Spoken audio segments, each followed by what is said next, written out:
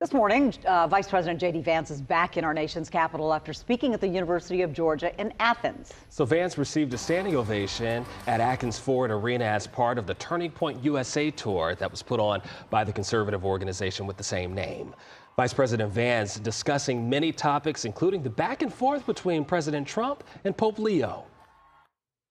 Even when there's disagreement, I like it when the Pope comments on questions of immigration. I like it when the Pope talks about abortion. I like it when the Pope talks about matters of war and peace, because I think that at the very least it invites a conversation.